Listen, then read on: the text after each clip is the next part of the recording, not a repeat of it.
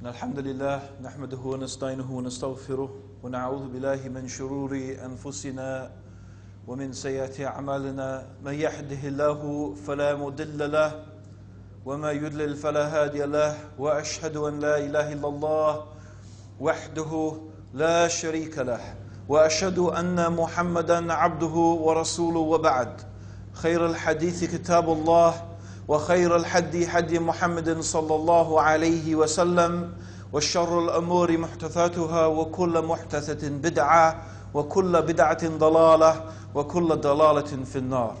We begin by praising Allah. We praise Him, we seek His help, and we ask for His forgiveness.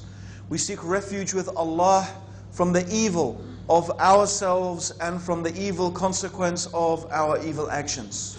Whomsoever Allah guides, there is none to misguide, and whomsoever Allah leaves to go astray, there is none to guide.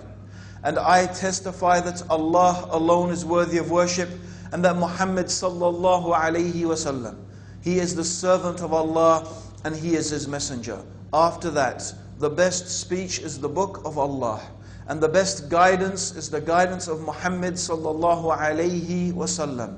And the worst of all the affairs are those matters that have been newly introduced into the religion. And every matter that is newly introduced into the religion of Islam is a bid'ah, an innovation. And all of the bid'ah, all of the innovations are misguidance.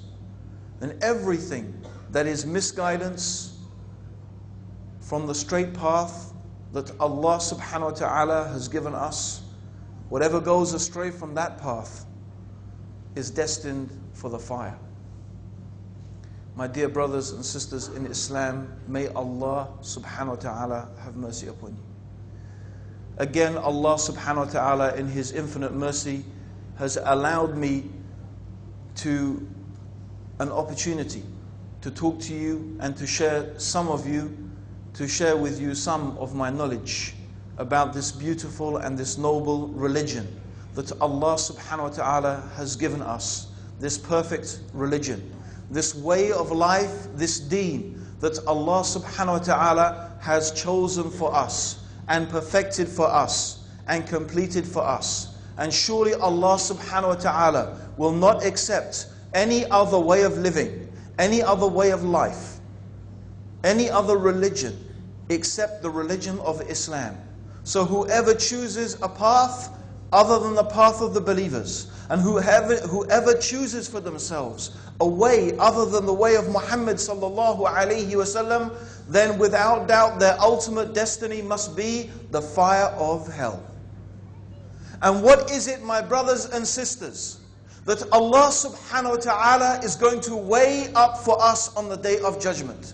What is it that is going to be the cause after the grace of Allah subhanahu wa ta'ala? After the grace of Allah, after that, what is going to be the cause for us to enter into paradise? What matter is it that will cause people to be at different grades and different levels in Jannah?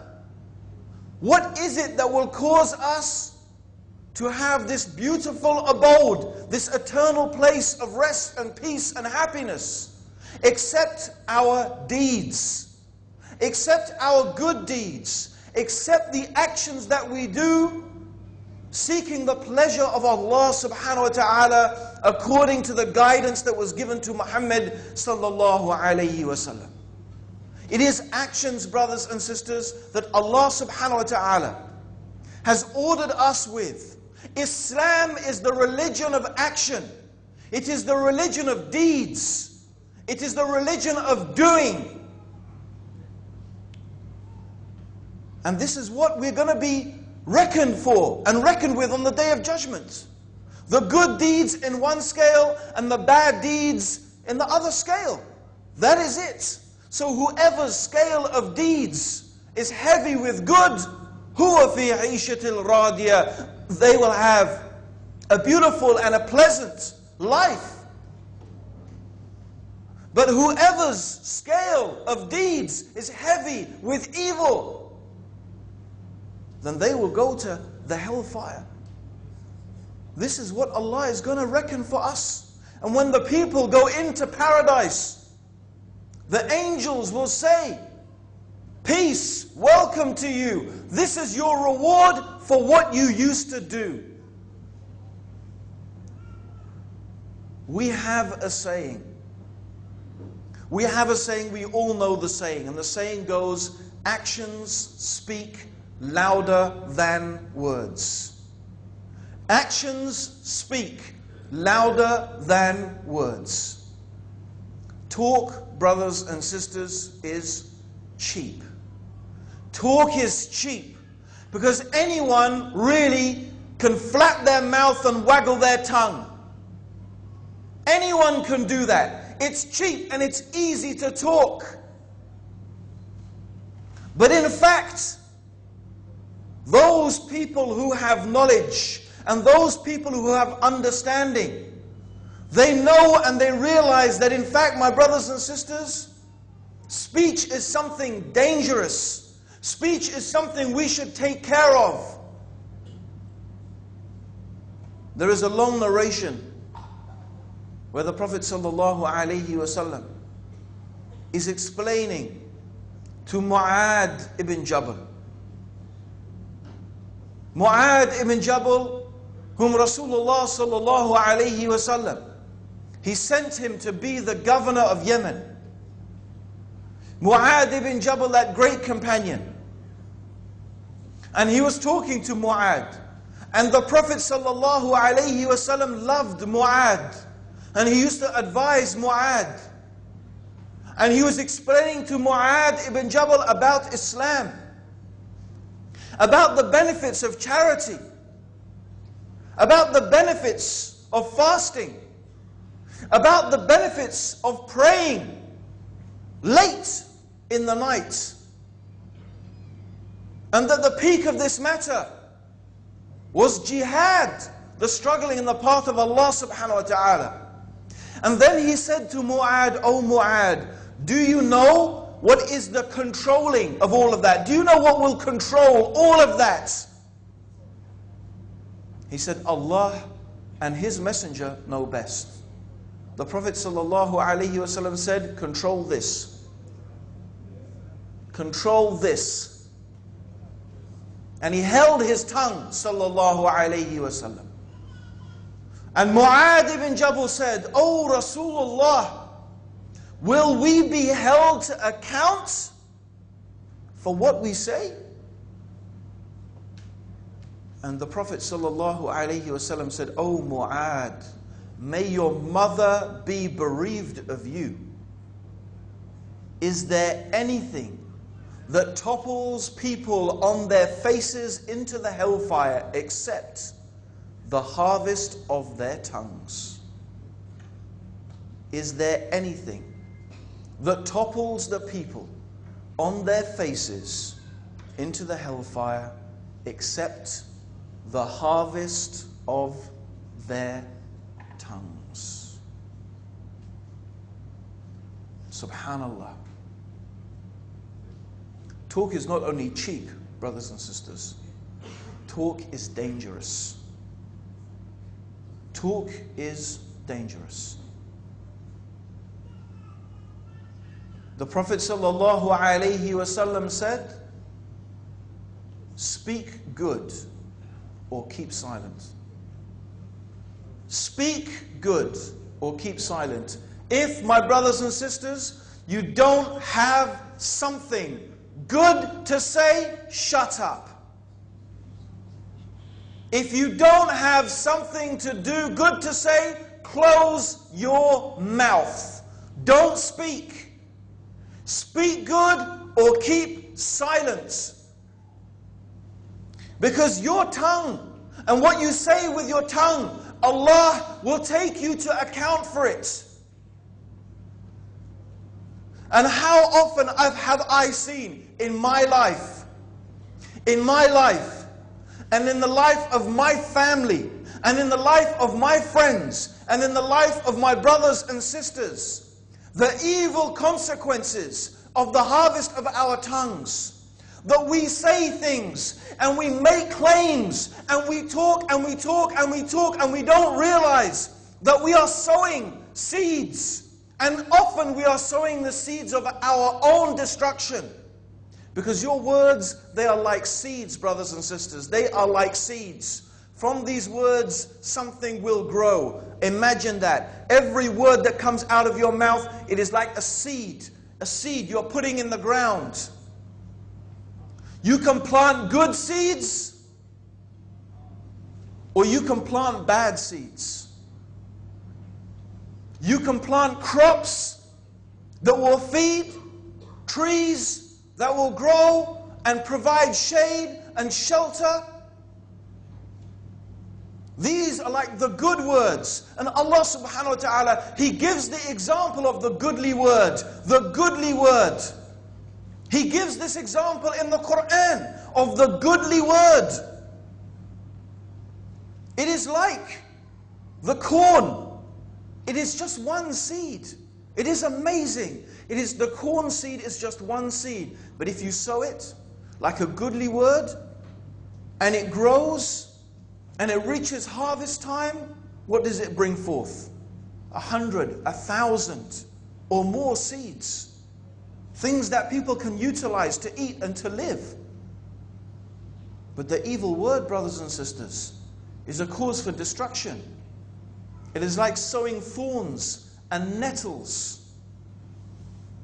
We should be very, very careful about what we say. Very careful. Because words are dangerous. And brothers and sisters, Allah tests us with our words. Allah tests us with our words, and our words have consequences. And we find that many brothers and sisters, they talk a lot, and they criticize a lot, and they claim a lot.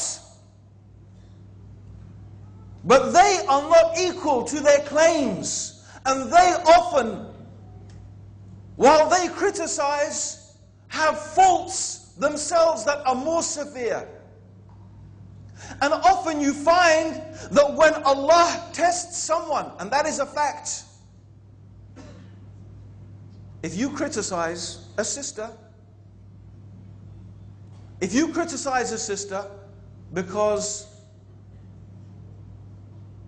she has a problem with polygamy, or, as you may claim, she is not fulfilling her responsibilities to her husband or to her parents, or she is such and such person and this and that person, criticizing that sister maybe behind her back. And the same with the brothers. You make an accusation, a criticism. Believe me, Allah will test you with your words. Allah will test you. The very same thing that you criticize them for, Allah will test you. Allah will test you to see if you are true to what you say. This is the fact. And sometimes, alhamdulillah, you'll prove worthy. The things you talked about, you were sincere about it, and you were true to it.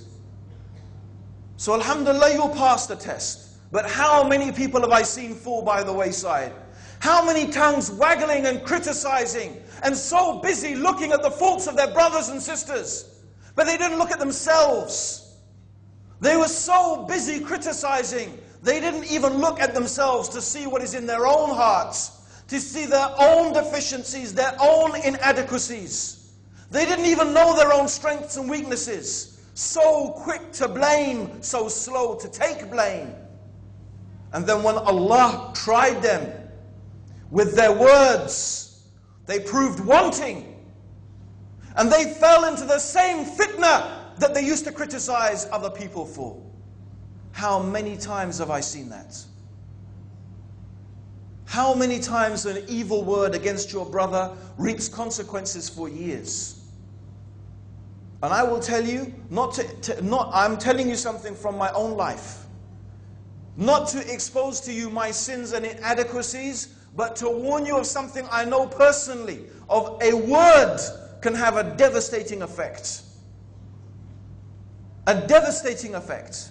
Alhamdulillah, when I first became Muslim, Allah subhanahu wa ta'ala blessed it to make it very easy for me to pray in the night time, to stand for tahajjud. And one day, I was invited to go on a walk, a sponsored walk. We walked from Bradford to London. It's 250 miles. In fact, the same distance from Mecca to Medina. This walk was taking us 2 weeks, and on the way, every night we stopped in a mosque, and we were raising awareness about a charity organization. And this, by the way, brothers and sisters, I want to warn you about. It was an action, and inshallah, I hope a good action pleasing to Allah. But sometimes, and this is very dangerous, you can become proud of your actions. You can feel proud of yourself. You think you are so good. You think you are so great. Look what I am doing. Look how much I am doing. And look how little you are doing. And so one night we stayed in the mosque. And in the mosque, there were some brothers who were on tabligh. They were on tabligh, from tabligh jama'ah. And I, anyway, had some issues with them from before. However, we had to get up early in the morning after Fajr to start our work. And the brothers from tabligh, what did they do? Instead of getting up and getting ready and doing whatever, they were sleeping. And I said a word. I said a word, an unjust word about them. I said, all these people do is they sleep. Wallahi, what an unjust word to say about them. I could have said a just word. I could have made a just criticism, but this was not a just criticism. You know, brothers and sisters, from that time, for years and years and years, I found it almost impossible to get up for tahajjud. I really believe from that day, Allah subhanahu wa ta'ala put a fitna on me because of the evil of an unjust word that I said. This is the harvest of the tongue. A foolish word, an unjust word spoken about your Muslim brother and sister. This is the harvest of the tongues. And if this is the harvest of the tongues in this life, how will it be on the day when we stand in front of Allah subhanahu wa ta'ala? How will it be on the day of accounting? How will it be on the day of reckoning? When we will have to pay for every single thing that we have done, every abuse that we have suffered or caused to suffer our Muslim brothers and sisters, we will have to pay them. We will have to pay them. And we won't be paying them with money because we won't have any money. It'll be too late to apologize. It'll be too late to make amends. No. We will have to pay with our deeds. Our good deeds will be taken away and given to those people that we abused, given to those people that we backbit, given to those people that we slandered, given to those people against whom we did injustice. And if we don't have any good deeds left, we will have to take their sins. And then, it's only after that, by the way, the deeds will be weighed. First is the accounting. Words, brothers and sisters, are dangerous. Be careful what you say. Be careful what you say. Be careful what you say. Talk is cheap. If you are going to speak, if you have to speak, let good come out of your mouth. Let good come out of your mouth. If you haven't got something good to say, be quiet. What Allah wants from us are actions. What Allah wants from us is action. And action here means actions of worship. Actions of worship. This is what Allah wants from us. Ibadah. Amal. And the amal here means worship.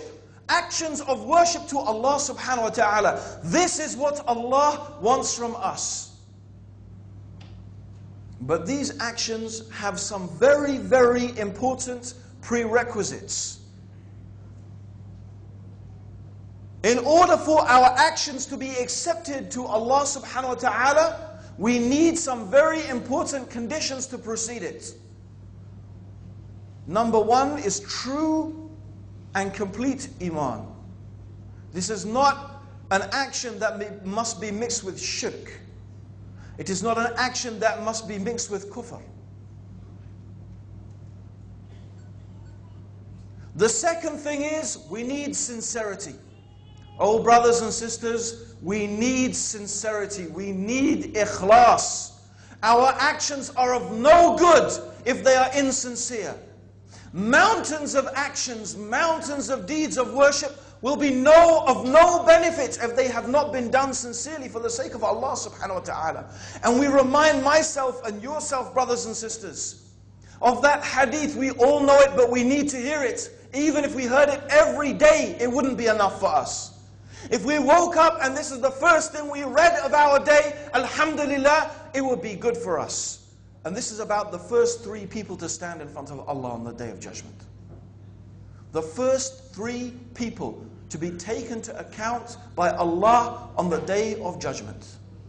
The first one is a man who used to give charity, or the first one is the man who used to fight jihad.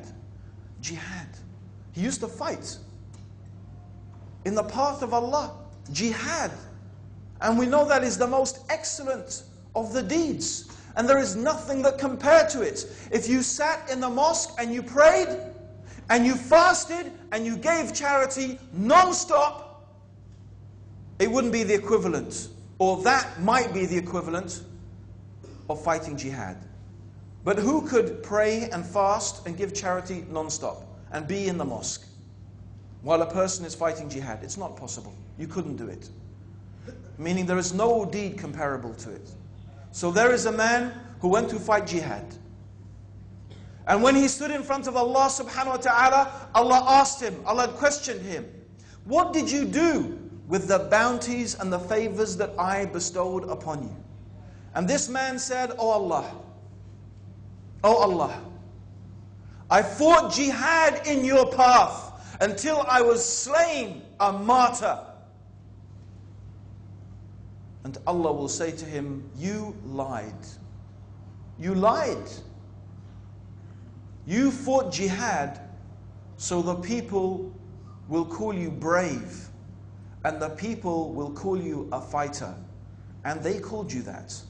And Allah will order him to be dragged on his face into the hellfire.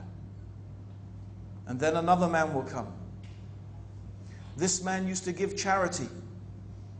He used to spend in the path of Allah. And Allah will question him, what did you do with the favors and the bounties that I gave to you? He will say, oh Allah, I spent charity in every place and every cause that I could for your sake. And Allah will say to him, you lied. You spent charity so that the people will call you generous and charitable, and they called you that. And Allah will order him to be dragged on his face into the hellfire. And then another man will come. A man who learned to recite the Quran, and he learned religious knowledge. And Allah subhanahu wa ta'ala will ask him, what did you do with the favors that I bestowed upon you? And he will say, oh Allah, I learned your book and recited it. And I learned religious knowledge and taught it for your pleasure. And Allah will say to him, you lied. You learnt Quran so the people will call you a reciter. And you learnt religious knowledge so the people will call you a scholar. And they called you that. And he will be ordered to be dragged on his face into the hellfire. These are the first three people who will be brought and accounted by Allah subhanahu wa ta'ala. And they are the best of the deeds. Jihad, giving charity, learning the Quran and memorizing it, and religious knowledge and being a scholar. Yet, my brothers and sisters, they did not do it for the pleasure of Allah. They were not sincere in their actions. They did their actions to show off. They did their actions to get praise. They did their actions to get admiration from others. They sought the pleasure not of Allah, but of other people. So whoever does that on the Day of Judgment, Allah will say, go and seek your reward from those people for whom you did those actions for. If you want a reward, go and get your reward from them. So this is the first matter, brothers and sisters. And I think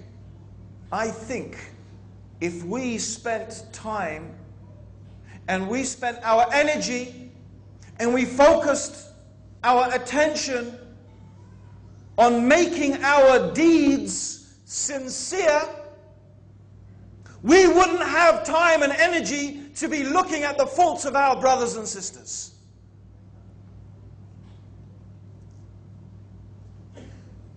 Blessed is the one who is so preoccupied with his or her own faults that that person doesn't have time to see the faults in others.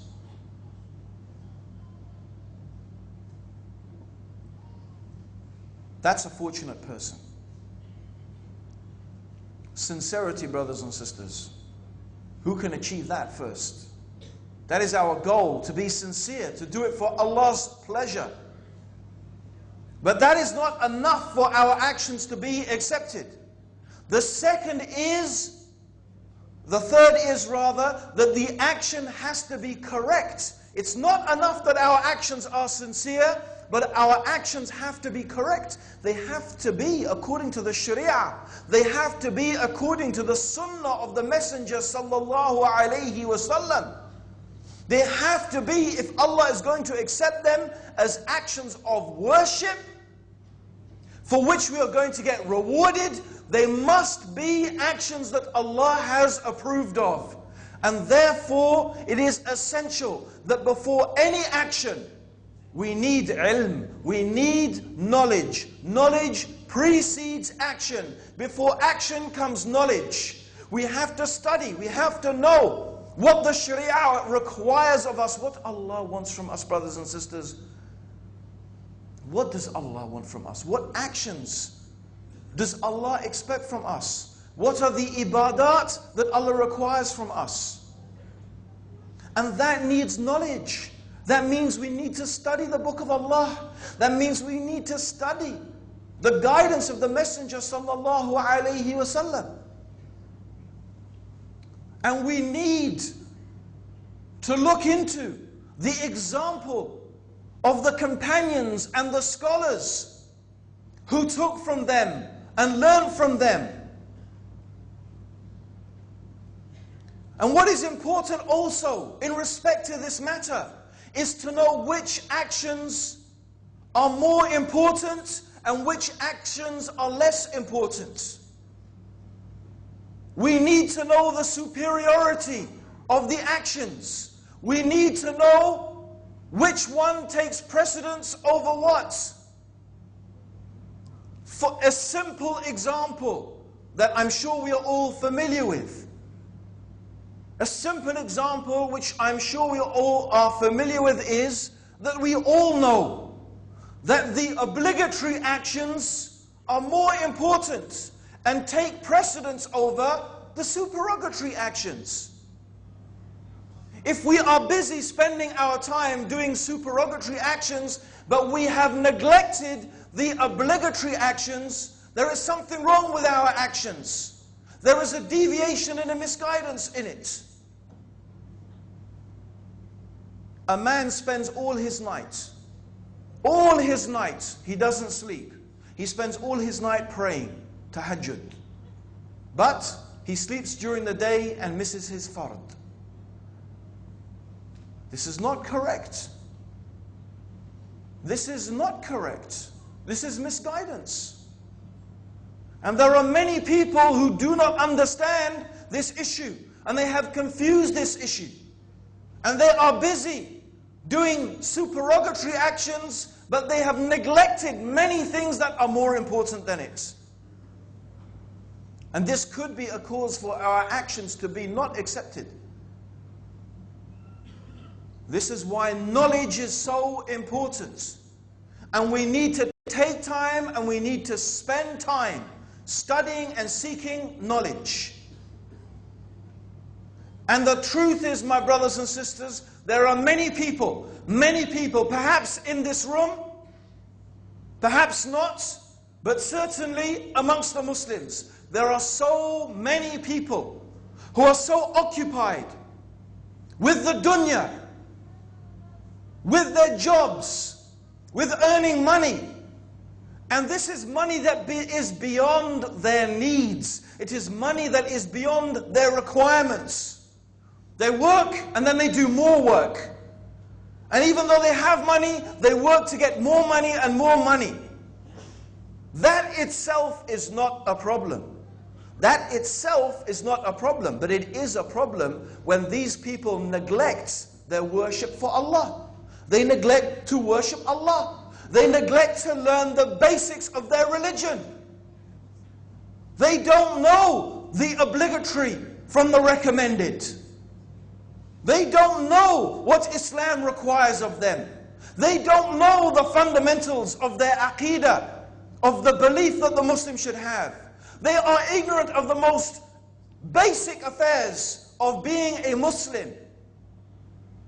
But they are spending their time and their energy pursuing wealth.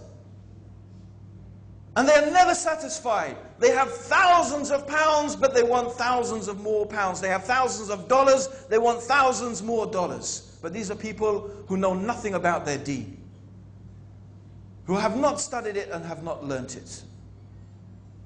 And then they give the excuse. And there are people occupied and so preoccupied in their dunya. And they give the excuse. You see, they say, working to provide for my family is a type of worship.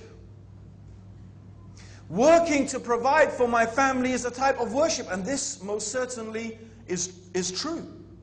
Working to provide for your family is a type of worship. But you know what? Going to your wife to guard your eyes and to guard your private parts is also an act of worship. But what would you say of a man who does nothing except spends all his time going to his wife and doesn't concern himself with learning his deen? Eating is also an act of worship if your intention is to make yourself strong physically and mentally. But that doesn't mean you can spend your whole time non-stop 24 hours a day eating and eating and eating. It is the same with working. With work, brothers and sisters, this is the rule. You treat the work like you treat the toilet. Work, you treat it like the toilet. You know, you go there when you need to. You go there when you need to. You have no business making your life there, spending all your time there. You go to it when you need it. When you finish, you get out. Work is like that. You get what you need, and then the rest of the time you do what? You spend your time studying, learning, giving dawah, praying, reading Quran, giving charity, helping the poor and the needy, involving yourself in the needs of the community, helping your family, your mother, your father, your wife, your children. This is what you should spend the rest of your time. And if you need a little bit of time, maybe to relax and unwind, that is fine also. It is like, however, eating. You do it in order to give yourself more energy to worship Allah. A scholar once saw a man wandering around aimlessly. Just wandering around aimlessly. And the scholar said to this man, "What are you doing?" He said, "I have finished my jobs and I finished my affairs. I'm just wandering around." And he said, "Is this what Allah has ordered for the person who has finished his affairs?" Because you know what? Allah has ordered you with something. When you have finished your affairs and you finished your work, there is something that Allah has ordered you with. And that is to worship Him. So brothers and sisters, listen to this hadith Qudsi.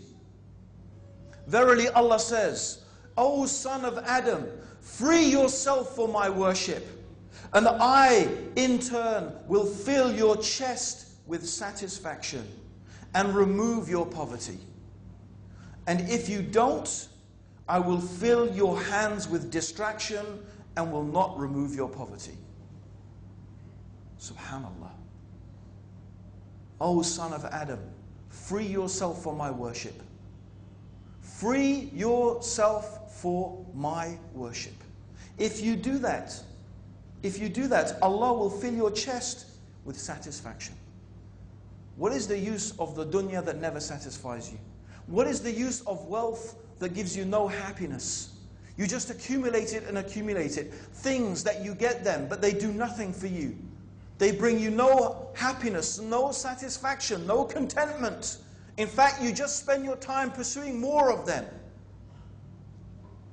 This is the true poverty. This is the true poverty. If you do not free yourself for the worship of Allah, then definitely Allah subhanahu wa ta'ala is going to fill your heart with distraction. And this is why you see the people who are far from worshipping Allah. They're always distracted. You never find them really people who are truly happy and content. They are always depressed. And even when they are happy, it is an artificial happiness. And although they may have riches, in fact, they have poverty. Because the true wealth, brothers and sisters, is contentment. So free yourself for the worship of Allah subhanahu wa ta'ala. This is what we must do. We work according to what we need. As I said, treat it like the toilets. You go there when you need it.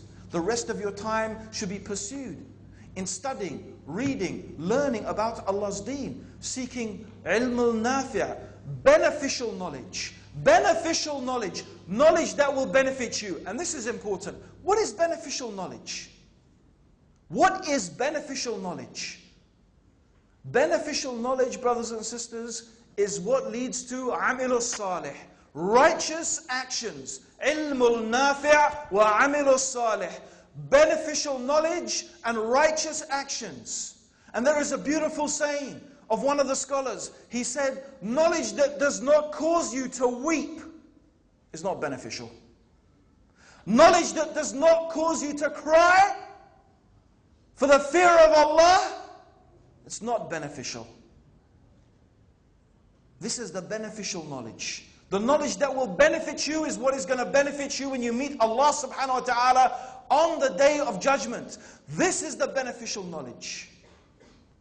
Knowledge is never to be sought for its own sake. No. Knowledge is to be sought so that we can translate it into action.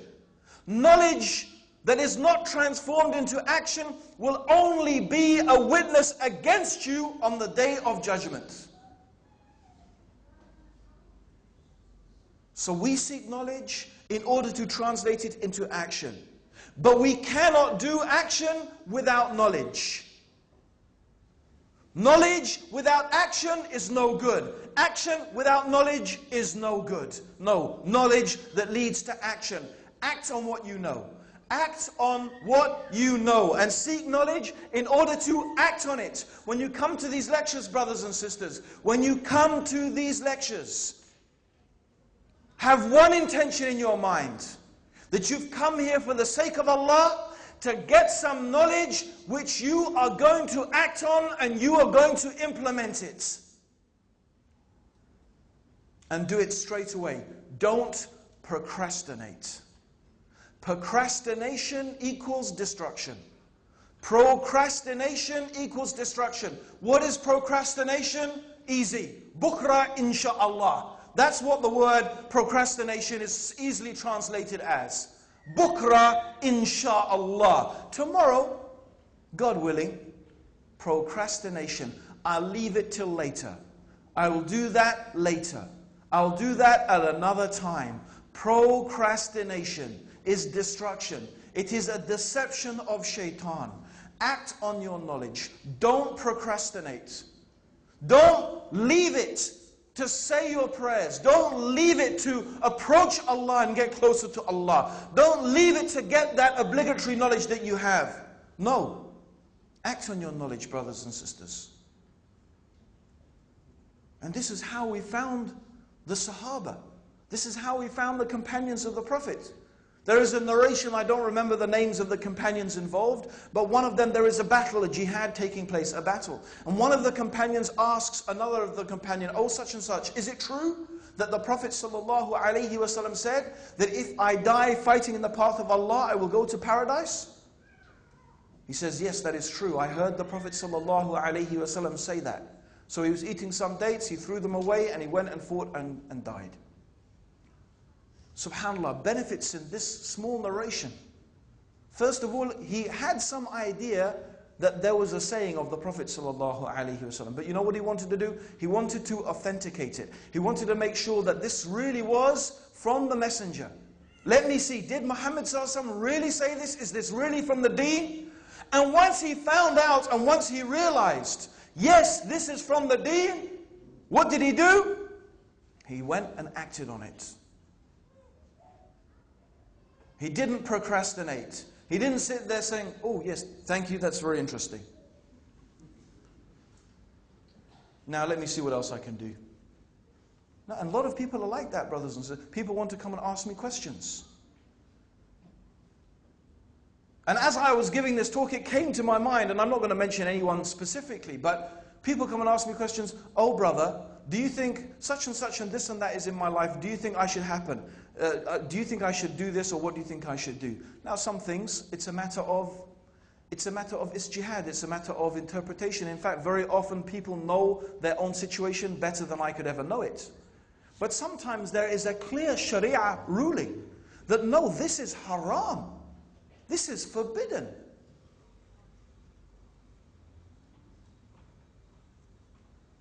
Now, I wonder how many people who come to me and ask me a question and I say, no, this is haram.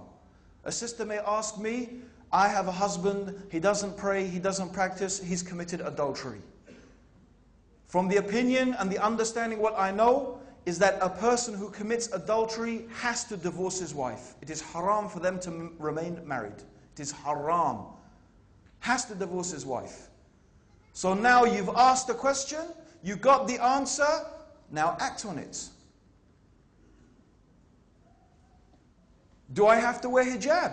The proof is this and this. Do I have to grow my beard? The proof is this and this. Act on it. Don't procrastinate. Because if you leave it, you'll leave it, and believe me, it'll get harder and harder to do it. Anyone ever did anyone ever do any high diving? Did anyone? No. Okay. Well, I used to do high diving. When I was young, I used to do high diving. And they used to have this board, I don't know how high it was high. Maybe, I don't know, 20 meters, it was very high. And we used to, me and my brother and my friends, there were actually 3 boards. There was a little bouncy board, that was easy, bouncy, bouncy, splosh, okay? Then you had the other one, okay? That was about, maybe that was a 5 meter, 12 meter board, I don't remember, and that had a bouncy board on it as well. It was very easy just to jump off the concrete bit. If you had a bit more guts, you'd bounce off the bouncy bit, okay? But then the other board, boy, that was high. That was high up. Okay, and you look at it and you'd spend half an hour looking at it and say, I can do it, I can do it, I can do it. It's not that far, it's not that far. So eventually, you walk up, you get up there, and then you walk to the edge, and believe me, everyone looks like little ants crawling around. And then not only do you look down on the pool, because the pool is clear, you look down to the bottom of the pool, which of course is another 10 meters, right? And suddenly you think you're up in space. And you're thinking, if I move this way or that way, my back is going to split open, it's going to hurt for a week. And believe me, the more you look and the longer you look, the harder it gets. And the time you usually do it is when you walk up, you know what you have to do. You walk up, you stand on the edge, you look up, and you just jump. Well, you don't jump, actually. You let yourself fall and you dive. That's when you'll do it. But you know, when you procrastinate, most of the time, you'll chicken out. And you know what? Everyone is looking at you. They're all looking at you. Is he going to jump? He's gone up. You know, they're seeing, everyone's going, is he going to do it? And then you chicken out and you walk down, everyone goes, oh, yeah. Like that. And you have to take the embarrassment of walking all the way back down and bouncing off the bouncy board. In fact, even when you chicken out of the top one, you don't even have the guts anymore to do the second one. You have to go back to the little bouncy board on the bottom. Really? And it's true. And that's true for a lot of things. A lot of actions. And that's what happens when we procrastinate. Sure, sometimes you think about it, you calculate it, and you still do it. But most of the time, it doesn't work like that. So actions is what we need. Actions which are sincere, and actions that are based on knowledge, that are based on a clear understanding of the Sharia. Now there's one final thing I want to talk about. There's one final thing that I want to talk about. And that is really the actual title. Actions speak louder than words. I want to spend just a little bit of time reminding ourselves of something. That it is much more often the things that we do rather than the things that we say that affect people. And the history of Islam bears testimony to that, brothers and sisters. The history of Islam, from Rasulullah sallallahu alayhi wasallam to his Sahaba, to those people who spread Islam, our pious predecessors who spread Islam across the face of this earth. And it still holds true today. We find that actions speak louder than words. Remember the incident? We all know the story of the Jewish woman who used to throw rubbish on the Prophet ﷺ when he lived in Mecca. We all know that story.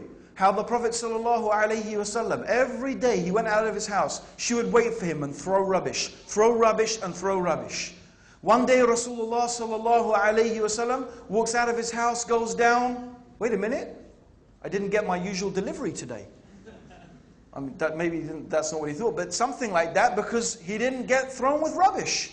But this is Rasulullah sallallahu alaihi wasallam. What did he think? Now I know what we would think: dirty Yehudi, kafir, dog, khabith. Huh? I hope she's dead. It's us, yeah. Huh? This is us, okay? No, Rasulullah sallallahu alaihi wasallam, he wasn't like us. Rasulullah was concerned about his neighbor. And we know what Allah subhanahu wa ta'ala revealed and told us about the rights of our neighbor. In fact, Jibreel used to tell Rasulullah sallallahu alayhi wasallam about the rights of the neighbor so much, he thought that Allah was going to reveal that the neighbor should share in inheritance. And Rasulullah sallallahu alayhi wasallam was a person who cared about people, even his enemies. He cared about them, and he loved and desired and hoped and prayed that they would be guided to Islam.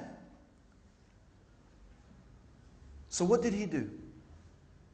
He went to inquire about this woman, to see whether she was well, to see whether she was okay. Is there anything that he could do for her? He is her neighbor. When she heard about this, she said, this is truly the character of a prophet of God. Ashhadu an la ilaha illallah wa ashhadu anna Muhammad Rasulullah. This is actions speaking louder than words. This behavior, this character, this nobility of Rasulullah sallallahu alayhi wasallam did something which preaching and words and talking could never do and could never accomplish. And believe me, if we study the seerah of the Prophet ﷺ, if we looked away to the way the Sahaba were with the Prophet ﷺ, it used to impress people so much. One man said, he said, I've been to the court of Caesar, and I've been to the court of the Persian emperor. I have seen rulers, but I have never seen people respect someone as Rasulullah sallallahu alaihi wasallam was respected by his companions. And this moved him and impressed him so much. And the generosity of Rasulullah sallallahu alaihi wasallam was overwhelming. He used to give and give and give. He used to give as if there was no such thing as poverty. He would give as if there was no such thing as poverty. One day a man came to the Prophet sallallahu alaihi wasallam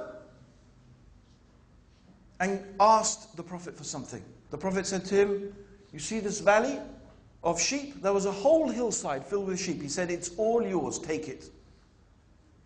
The man went back to his people.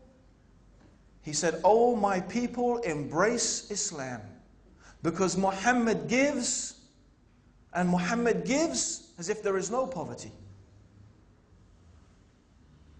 Actions speak louder than words. We see how Muslims showed the example of justice.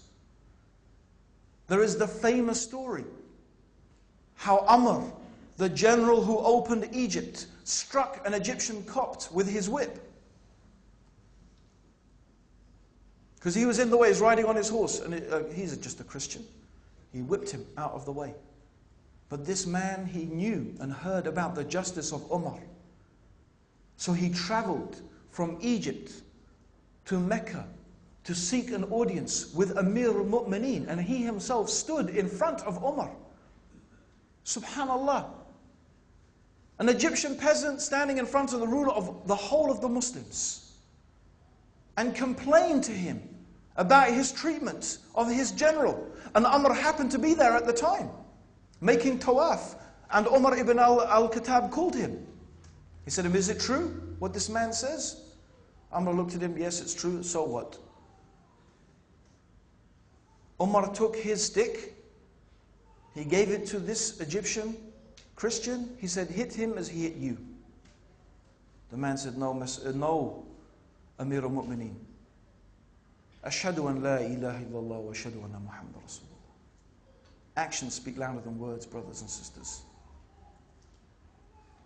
This is what we mean.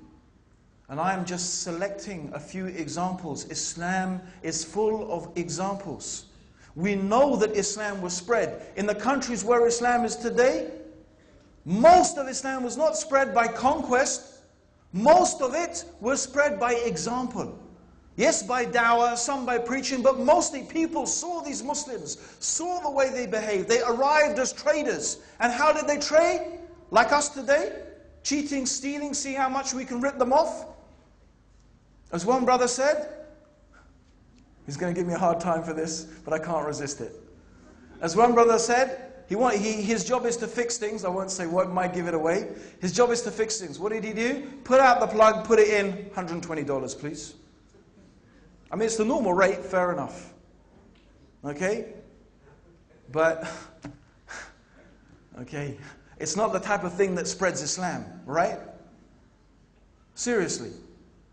Look at the traders. If you look at them, their action, their behavior, their honesty, their truthfulness, their trustworthiness. Subhanallah. Subhanallah, this is the thing. And there was enough. The people didn't need to hear, what is your religion? They said, I want to follow your religion. I want to follow your religion. I tell you an example from my own life, where action spoke louder than words. I could give you many examples. Many examples. I remember my cook, when I used to live in Egypt, I remember my cook, Ibrahim, may Allah subhanahu wa ta'ala have mercy upon him. I used to see he was the kindest, sweetest man. Subhanallah. And being Easter, it's quite appropriate, this story. Okay? At the time, it was very difficult to get Western things in Egypt. when I lived there, and my mum had bought these Swiss chocolate Easter eggs. And they were all these little Easter eggs, and she put them in this big basket in the kitchen. Big mistake, okay? And she put them in the basket near the door, and me and my brother, of course, you know, we'd just take one and think, yeah, it wouldn't make any difference, and we'd take one, you know, and like just before Easter arrived, there was like 2 left. We had totally demolished them. I don't know how my mum didn't see it, but one day she came in and said, "Where are all my Easter eggs? Anthony, did you do it?" "No, it wasn't me." "Duncan, did you do it?" "No." So my mum went to talk to Ibrahim, the cook. This is Ibrahim. He loved us so much. I don't know why. We were horrors. But he loved me and my brother so much. You know what he did? He took blame for it himself. He took blame for it. Subhanallah. This kind, sweet man. Stuck in my mind. He's Muslim, and he's the guy I used to see praying. Subhanallah. Actions speak louder than words, brothers and sisters. And subhanAllah, I could give you many examples. Brothers that and I tell often brothers this, or sisters, when we're having a discussion. I remember many years ago, I was having a discussion with someone. We were having a debate about Shia Sunni Shia debate. So the brother was very, very insistent. "No, the Shia this and such, and I was saying, "No, they're not, and you shouldn't say that, and they're Muslims, and such, and whatever." So he took me out to dinner, and he bought this sheikh from Saudi.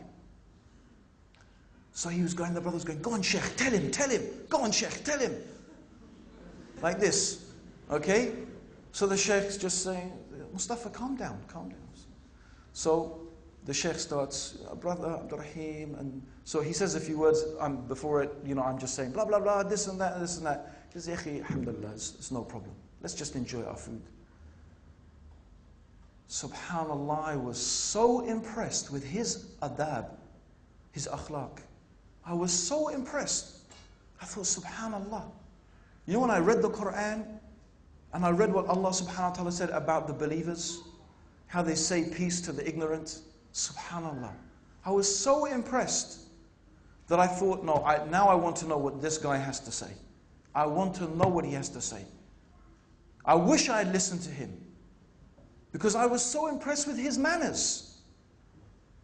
Actions speak louder than words, brothers and sisters. That is something that we have to understand. Let us be very careful about what we say. Alhamdulillah, let us also be careful about what we do. But let us concentrate our efforts, brothers and sisters, on worshipping Allah subhanahu wa ta'ala, in directing our attention to learning Allah, to learning His deen. Let us reduce this criticism of each other, this backbiting of each other. And I have to mention something. I feel I'm sorry, I have to mention this. I gave a talk yesterday, and some people seem to be confused about my talk. And of course, I was mentioning, as you know, those of you who listened to it, I was trying to point out the fact that Islam has encouraged and honored the woman as a mother and as an obedient wife.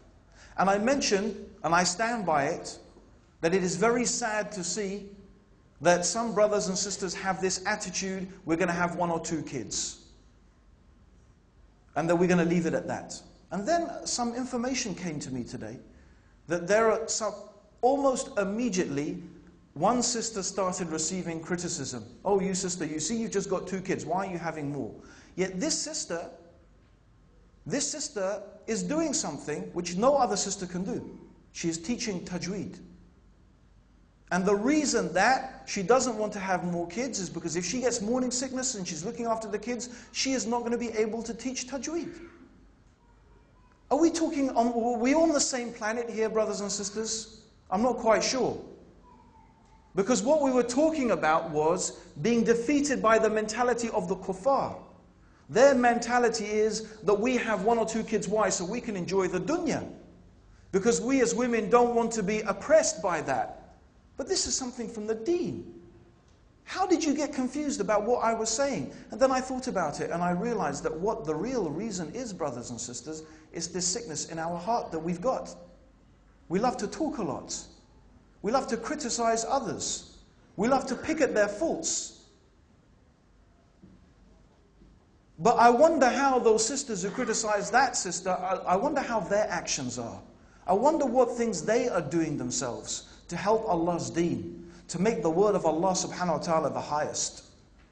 Because I don't think that if someone had sat down and thought about my talk, they would have got confused about that. But this is symptomatic, brothers and sisters. And by the way, this is a sickness that so many of us have. And it's not just, the sisters. No, it's very widespread. So let us concentrate, brothers and sisters, on worshipping Allah.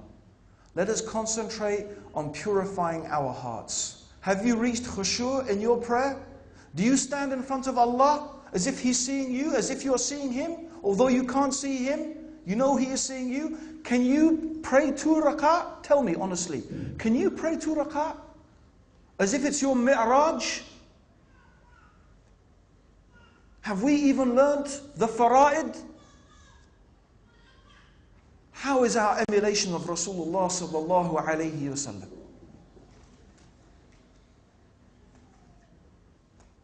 Brothers and sisters, these are the things I want all of us to think about. Myself, it's not a criticism of anyone. First, it starts with me. And inshallah, I hope these words are for me first before anybody else. And finally, brothers and sisters, I want to mention something. I'm not going to preempt Abu Hamza's talk. He may talk about this, he may not. But one final thing that I want to mention is this. I want to encourage all of us to love one another, brothers and sisters. Let us love one another. Because you know what? That's something we're really missing. It's there, alhamdulillah, a bit. We need it more. We need love. I know it sounds like some hippie, whatever, this and that, but really, believe me, the more I think about it, the more I want to tell you, brothers and sisters, all of you. Everyone here today, everyone who came, I love you for the sake of Allah subhanahu wa ta'ala. I love my Muslim brothers and sisters. Alhamdulillah for Islam. And believe me, if I love you for your Lebanese cooking, okay, it's very good by the way, okay, and I love you because you're good looking people, okay, and I love you because you're friendly Aussies, okay, believe me, you know what? It's no good. It's no good. It's actually useless. We need to love each other for the sake of Allah subhanahu wa ta'ala. We love each other for our Islam. Because we're upon this noble, beautiful deen that has been given to Muhammad sallallahu alayhi wa sallam. We need to tell each other we love each other. We need to be brothers and sisters in Islam. We need to support each other. We need it so bad. Especially living here in the West. We can't afford to be any other way. So this is something else, brothers and sisters, we have to work on. We have to work on it. We have to work on reminding ourselves how we should be to our Muslim brothers and sisters, how we should love for our brothers and sisters what we love for ourselves. And we know the hadith, we all know it, that we can never truly have true iman until we love for our brother and love for our sisters what we love for ourselves. Spend our time and energy working on that, brothers and sisters.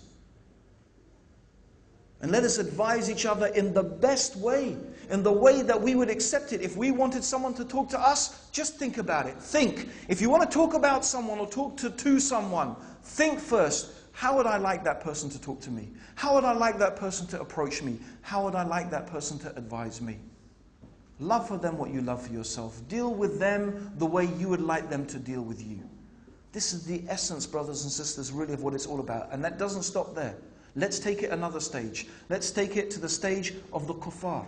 And I'm not saying we love them, but we love for them to be guided to Islam. Let us treat them the way that we would like to be treated if we were them. If you were a kafir, how would you like to be treated by a Muslim?